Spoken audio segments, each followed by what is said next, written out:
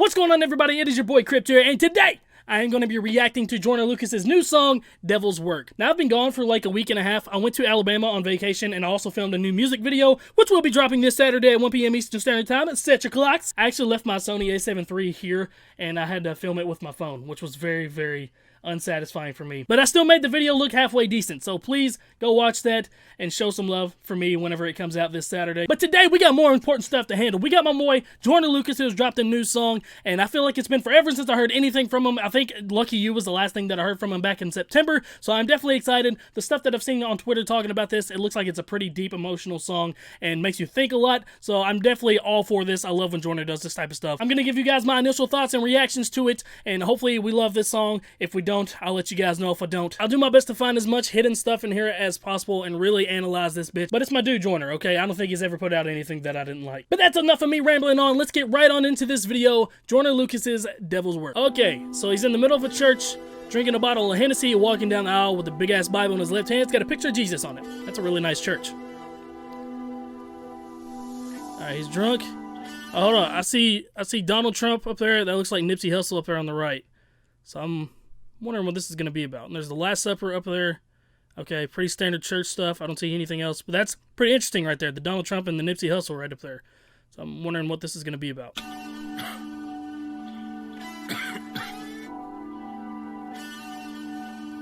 Father, forgive me.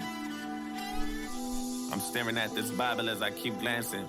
Dear Lord, I got questions and I need answers. You're trying to understand your vision. All I see is damage. Just a bunch of dead bodies in the street camping. A bunch of lost souls on their feet standing. We supposed to be your children. I thought we family. You supposed to be my father, bro. I need answers. We don't need to die young. We just need chances. Okay, damn. Tired of living on the edge, so we keep scrambling.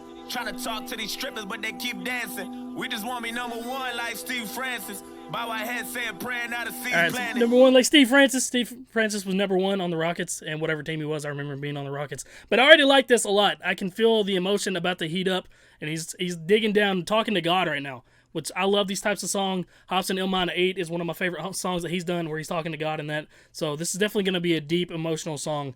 And I'm all for it, Joyner. Let's see what you got, my man. Everywhere I turn, I'm seeing MCs vanish. A lot of good niggas gone, I don't understand it. A lot of families lost and they seeds stranded. I ain't trying to disrespect you, I just need answers. All right, so I can definitely relate to this mindset right here, man. I am a Christian and I do believe in God. I don't know if you guys do or not. And it's seriously one of the hardest things to try to do is to be a Christian and believe in God, because there's so much in the world that is negative and it just like pulls away at your brain. So when we have artists getting taken away in their prime, you know, you got Nipsey Hussle that was recently killed, XXXTentacion, you've got Mac Miller. I mean, you got these artists that are being taken away soon, and it's one of those things that makes you question, like, why are you doing this, God? Like, what's going on? There's just so much negative stuff, and it's seriously, it is a very hard thing to do, and it's what drives a lot of people away from believing in being a Christian and being in Christianity. So this is definitely a very sensitive topic, but one I've struggled with on my own, and there's been so many times where I just wanted to ask why. Like, I don't want to question God, but I need to know why you're doing this. So I definitely feel this. I know you watching us from heaven thinking who to save. Cherry picking who should go next and who should stay. I'd be on my way to heaven if I knew the way. And bring back every good nigga you choose to take. They say you never wrong, but oh shit, we got Tupac.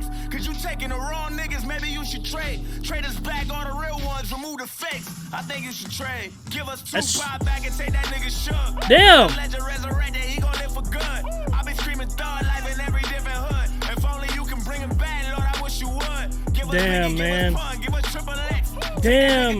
With you, that's a bigger threat. There's too much power. Oh, what the fuck? That's a bigger with a collar, there's a disconnect. Alright, so I can definitely see what's going on here. So he's pretty much talking to God in this video, and he's saying, you know, bring us back the ones that you took from us that are good souls, and take away the ones that we don't want anymore. So he's saying, bring us back Tupac, Biggie, XXXTentacion, Pun, all these artists that were taken down in their prime. And then he's saying, take away all these bad people that we don't need. So take away Suge Knight, who is a piece of shit, who literally ran over a dude and killed him not too long ago. He's in prison serving that sentence right now. But people think he's responsible for killing Tupac, responsible for killing Biggie. He fucking threatened Vanilla Ice and took royalties from his song if he didn't, like, give him royalties and shit. Suge Knight is a piece of shit. And then he also uses Donald Trump as an example, which again, it's like a political opinion. I mean, I'm indifferent on the whole situation. I don't think he should kill the man. But again, I see what he's going for, and I see the message that he's pushing. Bring us back the people that you took, and take away these people that nobody fucking wants. Niggas dying, mama crying, grandma need a tissue. Niggas shooting up a church, now I need a pistol. All them niggas still living. Damn, man. All right. I ain't trying to overstep, just want to reason with you. Give us back our love, wasn't take the evil with you. Send them suckers straight to hell, they don't need a vigil. I need you to give us back Martin Luther.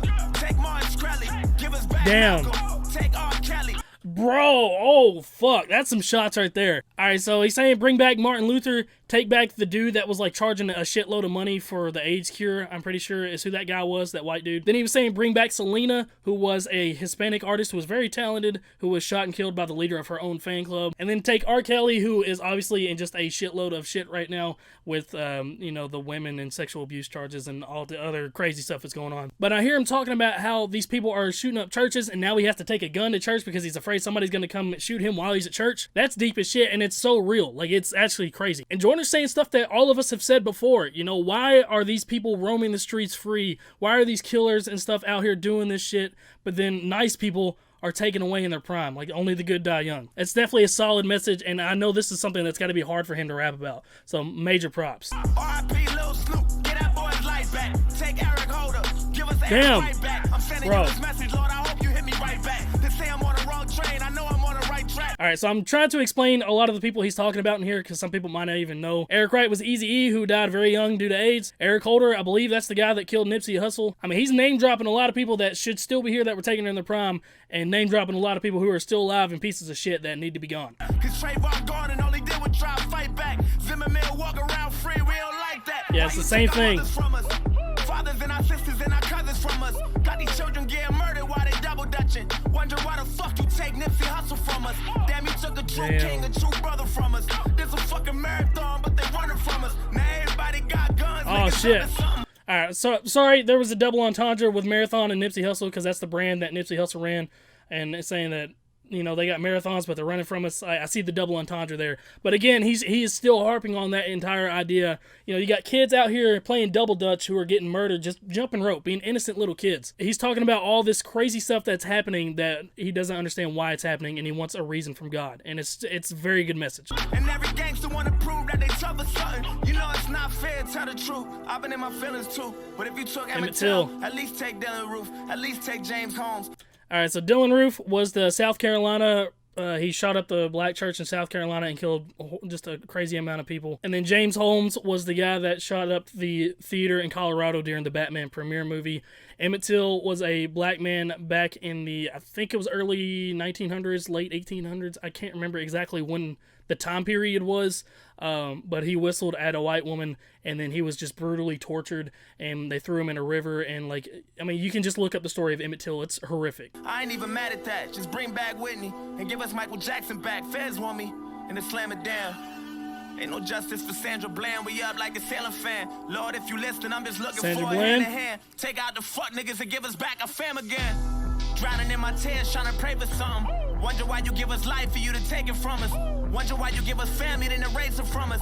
Maybe hopefully you can have a conversation with us. God, man, this is hitting deep, man. He's talking about why are you giving us family and then just taking it away from us? Like, why are you giving us all this good stuff and then just taking it away? And he doesn't understand why this stuff is happening. Again, this is like, he's like in my head right now because I've gone through all this countless times. Maybe I'm just probably tripping because I need a hug. The hood can't find jobs, now we need a plug. Everybody and their mama trying to be a thug. I don't go to church because I'm afraid of being judged. I've been staring at the ceiling as a lying bed. Watching niggas follow trends like Simon says. I pray you give us back the real ones and try again. Or maybe take them niggas that deserve to die instead.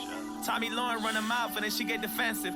Lauren Ingram laughing at death and disrespecting. I really feel like you should teach them stupid hoes a lesson. Either that or give us back somebody who deserved the blessings. I left out a bunch of names that I forgot to mention. Cost too much to pay attention and it got expensive. Father, forgive me for I know not what I do, and now I'm reaching out to you, hoping you hear me and return the message. I know that you got it back and that you're not against us. Or maybe you just love it so you doing shit to test us. I just kinda thought that you would do more to protect us. They say the good die young and I ain't on the guest list. I've been drinking, Lord, forgive me as my blood racing. I don't know what I'm thinking, I'm just frustrated. I don't mean to question you, I'm just confused. I don't know what else to do. I've been patient and it sucks waiting. Took my mans from me, that forever hurts. But putting the blame on you, that'll never work. I know this ain't your fault, it's the devil's work. Devil's work. Damn, man, that was good. That was fucking great. Like, that is just unbelievable.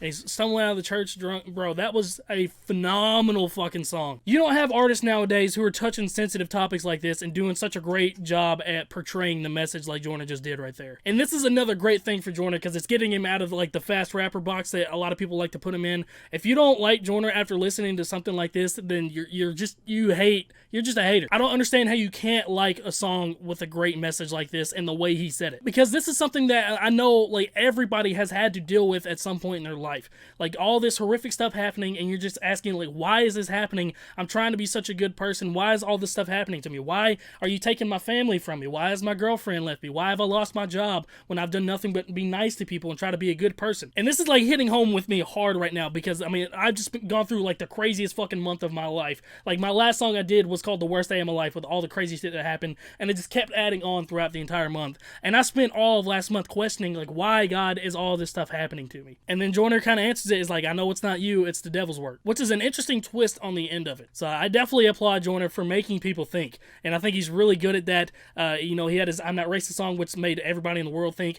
This needs to be one of these videos that makes everyone think, because it's crazy good. But that's going to be the end of this video, guys. I'm completely blown away at this song. It is amazing. We need more artists like Joyner Lucas out there, but I know there won't be any. I mean, Joyner is his own breed of artist. But yeah, guys, drop a like on the video if you enjoyed it. Let me know if you guys enjoyed the song. I definitely did. Like I said, April was really fucking shitty, but May, I'm gonna try to turn a new leaf and just ignore all the drama that's going on, ignore all the shitty stuff in my life, and try to be on a more positive note. I'm gonna do my best to post more for you guys and do more reactions, and I'm still gonna try to do music every other week if I can, like I have been doing. Make sure to come back Saturday at 1 p.m. Eastern Time to watch my new music video, Down This River. And I'm signing out.